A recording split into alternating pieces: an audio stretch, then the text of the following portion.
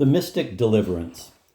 The time has come for us to be arbitrary in this way and to decide the question in favor of the mental, that is to say, in favor of the primacy of mind.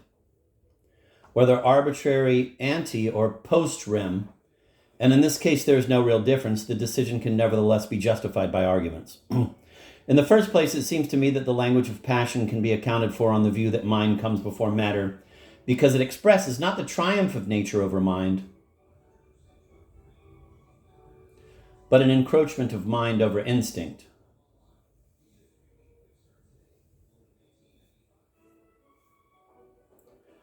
As is implied in such an everyday expression as blinded by passion or madly in love.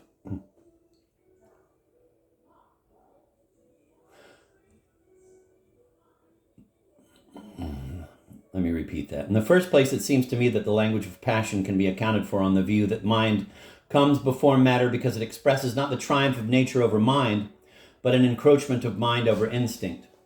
Quote, there is love whenever desire is so great as to go beyond the confines of natural love, end of quote.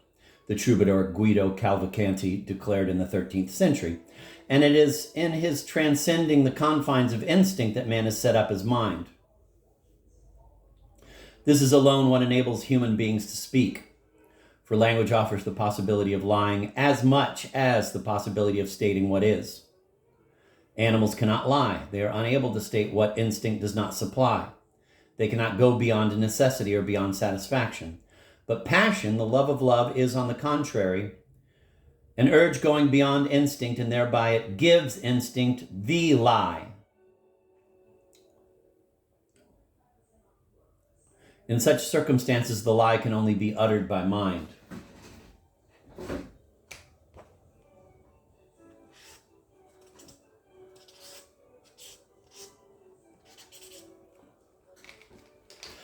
Secondly, if St. John of the Cross and even Rougemont and St. Francis obviously appeared later than the moment at which passionate love flowered into consciousness, this moment is in turn later than the pseudo-Christian mysticism of the Cathars.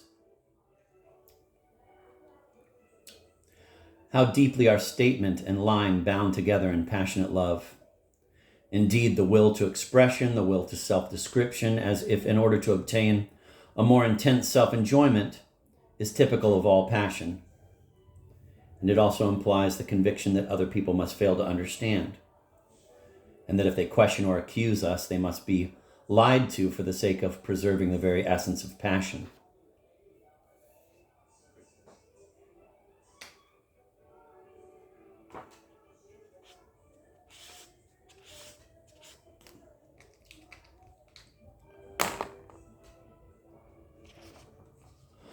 And thirdly, it has probably been a mistake to suppose that the proposition, every erotomaniac is a mystic unawares, can be countered by the statement, or the other way round.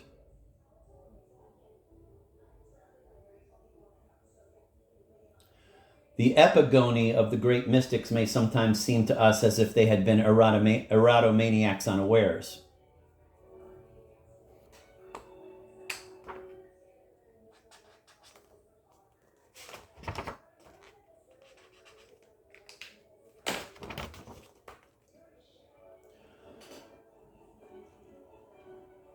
Nevertheless, erotomania is unquestionably a kind of drugged state, and everything goes to show that Eckhart, Rougemont, Teresa, and John of the Cross were the exact opposite of any drug taker.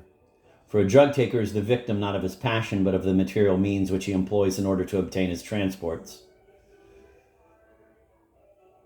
Although a drug taker's passion may have originated in a conscious or unconscious desire to escape from an intolerable terrestrial confinement, it remains that he is first and foremost the slave of his drug. Psychologically speaking, he is a fallen being, whose senses are deadened, whose mind has become clouded, and who ends up in idiocy. But the great mystics, on the contrary, urge the need of pushing beyond the trance stage and of reaching a clarity of mind ever purer and more daring, and even of verifying the high gifts of grace by means of their repercussions in everyday life. Saint Teresa deemed good only those visions that impelled her to act better and to love more. Above all, the great mystics are sovereign freedom of the soul. Above all, the great mystics are agreed in seeing at the summit of their ascent the attainment of a sovereign freedom of the soul. St. John of the Cross and Meister Eckhart say in different words the same thing. A mystic should strive after attaining a state in which he is able to forego his gift and to desire it no longer for its own sake. In spiritual marriage, according to John of the Cross, a soul comes to love God without any longer feeling its love. It might seem as if this were a state of perfect indifference. Actually, it is the perfect state of hard-won poise and of immediately active understanding. On the far side of trances and ascesis, the mystic experience culminates in a state of the most thorough disintoxication of the soul and of the utmost self-possession. And only then does marriage become possible, meaning as it must, not the enjoyment of eros, but the fecundity of agape.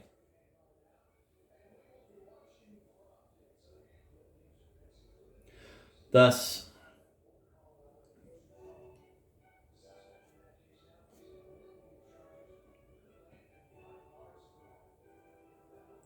ultimately, Orthodox mysticism stands forth as the highest way of purgation and as the most effective discipline for transcending passionate love, even when in a sublimated form. The cycle of Christian ascesis leads the soul back to happy obedience, to acceptance of creature limitations, albeit with a spirit renewed and a freedom regained.